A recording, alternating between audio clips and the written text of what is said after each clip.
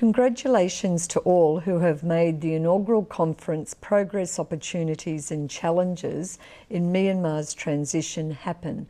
To Chris Lamb, to Anthony Ware, Damien Kingsbury and many other supporters. Also to those who promoted the idea of the Australian Myanmar Institute early in the piece. And hello to all the many delegates that are present today, and a big hello to Chitsu. I'd like to begin by acknowledging the traditional custodians of the land on which the conference is taking place and pay my respect to their elders past and present. It's an idea that is the Institute and the conference that's giving birth to the Institute whose time has come, and it carries the seeds to promote friendship, people to people, promote collaboration, promote benefits both ways, and most of all, help to acculturate political democratic practice. This is the stated desire of the people of Burma, and it's a shared value with the people of Australia. We're lucky in that we have a democracy that is now over 100 years old, a little bit older, but the current modern democracy over 100 years old, so we've had a few years to try and get it right, but it's always a work in practice.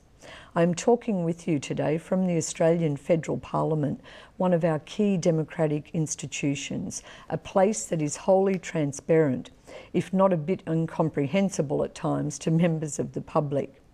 And I'm also speaking as chair of the Australian-Myanmar Parliament Group, and also a chair of the Australian-Myanmar Chamber of Commerce, the patron of the Sydney-Myanmar Law School project, and many other involvements that I have with our relationship Australia-Burma, Burma-Australia, or Myanmar as it's also called.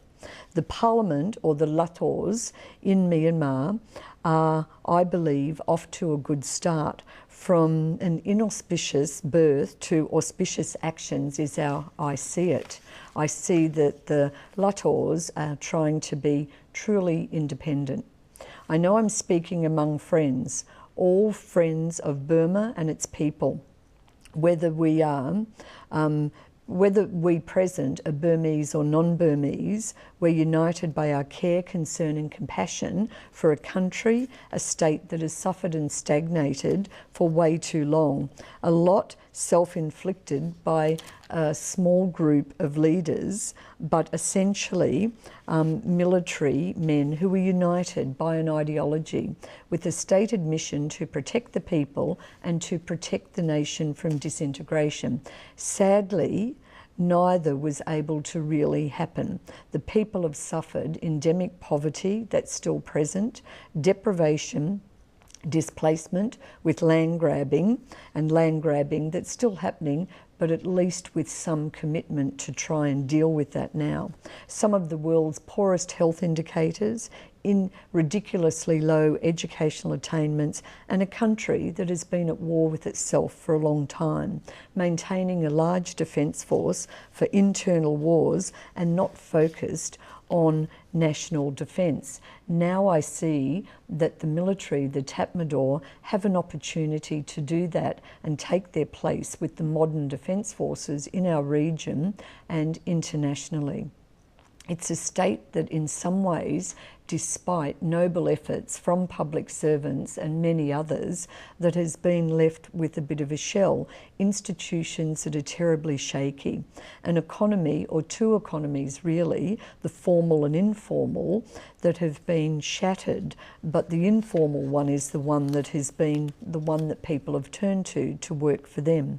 There's a legal system that we know has been corrupted, and in fact a delegalisation of the country, and there is in effect no rule of law, but it is the desire that all people have to have the rule of law, and people are working on that now. There's a rule of law committee in the House of Representatives in Burma, and that's chaired by Aung San Suu Kyi. There's a judicial system which we know has been corrupted and is not independent, and that has to change. And the Attorney General clearly has his work cut out for him, as does the Chief Justice and everybody else who's involved in the system. And there's a political system that has been forged but not fostered with a constitution that of consensus. And to have a constitution that's lasting, that is by the people, for the people, it needs to be one that is born out of consensus. These are things that we know, so I'm not telling anybody anything we don't know, but now into this potent mix, we also have the Parliament I talked about, making laws with Parliament committees, undertaking inquiries, other committees and commissions undertaking, yet they're dealing with people, they're responding to individuals, and also inquiries, mine inquiries, land grabbing inquiries, violence in Rakhine State and more. There's peace committees, and there's a whole lot of actions happening around trying to forge peace, particularly with ethnic nationalities, people who have suffered terribly over the last decades in Burma. But there's a military still firmly in control of the state through the Constitution, particularly through the National Defence and Security Council, and in a sense sitting outside of the state architecture or any scrutiny of the state. But I have to say this, albeit with the budget quantum debated in the Parliament, the military budget, that's a good thing. That is what happens in democracies. So this is a bit different to how it used to work. And it's a government led by President Thein Sein, who this week is in Australia, and I'll be seeing him in Canberra. But it's still a government led mostly by military men, ex-military men, but who've stepped out of the military into government. And also a few women. There's a few women now who've been brought into the government. That's a good thing. Still a very low number, and also a small number of women MPs. And these are the issues that need to be faced in Burma now. But what we see is the expression of the 7-step roadmap to disciplined democracy. So there's some ways to go. Political prisoners are still political prisoners. I know there's been a committee set up to work on that and to determine, you know, are they really political prisoners? But we know they are, and it's best to exercise the benefit of the doubt and set some of them free in the circumstances. There's a new media law being drafted under criticism. I've had a look at it, and there are some disturbing features because there's a sense in which it is saying that through the media, people are in essence not allowed to do anything that would disturb the rule of law or even the Constitution. That's no different to Order 5, 96, which actually criminalised people talking about the Constitution when the National Convention process is underway. I'm sure that the Parliament will deal with this and iron some of this out, because it is hard to break old habits, particularly of drafting. There needs to be a more streamlined process for drafting the laws.